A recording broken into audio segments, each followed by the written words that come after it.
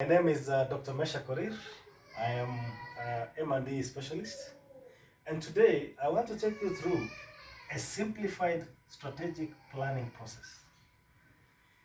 Now, before we start, you will discover that many organizations face serious challenges in development of their strategic goals. And the reason is they are not aligning the strategies with the intended goals or the outcome.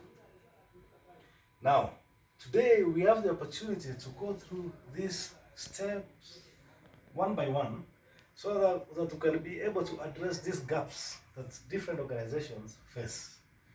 In your organization, you can apply these strategies to address these challenges. Or even individually in your education or studies in the field of strategic management, you can apply these skills to further your studies or improve your skills. Now, the first area that we want to focus is that this is the starting point in strategic planning. It is to assess the environment. It is to assess the market, to assess the factors that hinders performance of an organization. Now, how do you assess? Here, you conduct targeted baseline studies or surveys to get feedback of the market forces and how it affects that specific organization. And how do we do this? We do this by strategic articulation. Strategic articulation is to bring out those issues that hinders organization performance. And this one, we do it out of assessment. We assess so that we come out with clear strategic objectives. Secondly, after we move from this one now, we come now to the second phase, is to design the strategies. And these strategies should be designed from the objectives of the organization. What does the organization want to achieve? It can be 4 or 5 objectives. So these objectives should be very clear, should be very specific. And that's why they should be smart. Now, when you're designing these objectives of the strategies, we do it through a process called strategic differentiation. Strategic differentiation is to understand other players in the market. Okay?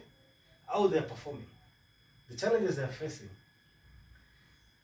Now, we bring these factors together, we analyze them, so that we compare the organization with this other organization within the same field. Now, those challenges or gaps they're facing, we can now bring it and customize it to the organization. And now we'll come up with strategic objectives or goals. We have these strategic goals now. We move them to the third level is to develop them. How do we develop these strategies with the strategic plan? And a key stakeholder in this process are internal stakeholders or staff. How do we engage them? Now we engage them in development. And that's why we have strategic engagement. Strategic engagement starts from the top leadership, middle level management, departmental levels, and to the individual level. Because those different levels have different roles to play, and they contribute to the performance of the organization at the different levels. Now, at the top level, we have the board, the corporate level. The board, they make policy decisions. Coming to the management level, now they implement the decision. At the department level, now it is the most important section for the implementation of these plans, which can now be cascaded to the individual levels. Now, so when you're designing that, we will have to get feedback from these different groups. They give us their views, we consolidate into the plan, and now we have a plan.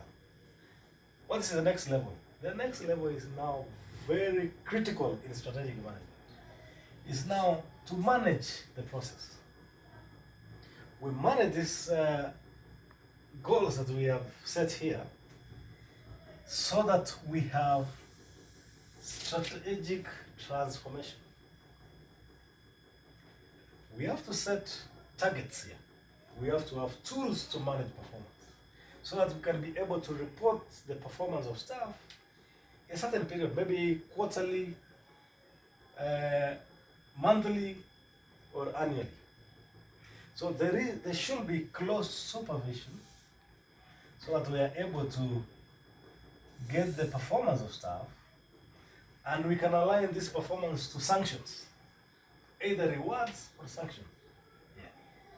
Now, we've gone through the process. You can see from this matrix, we have been able now to align this left side to the right side. We are left with this upper side and the lower side. Now, to complete this matrix, there's another line we have to connect here, which is very important. Here we have the vision, and this vision can be achieved by focused leadership.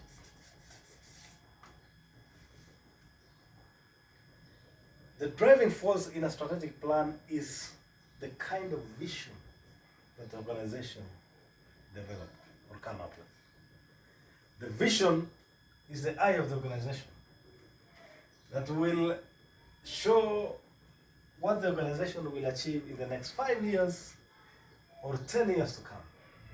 And who will drive this vision will be the leadership. The second phase is here we have the mission.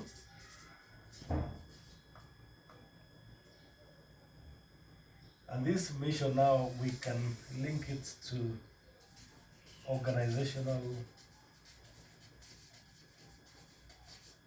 capability.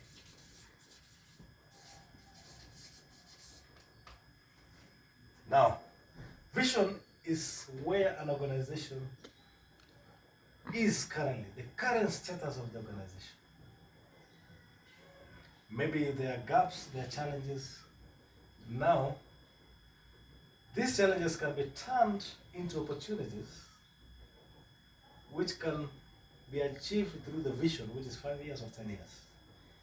Now, it is the organizational capability that will determine how the mission is achieved.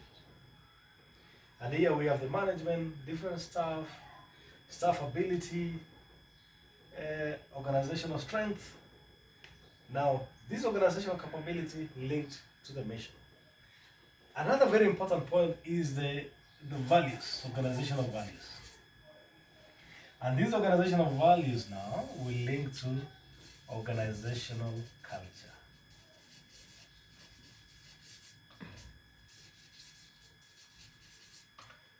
A very important question here to ask is, what is the culture of the organization? The culture of an organization will unite the staff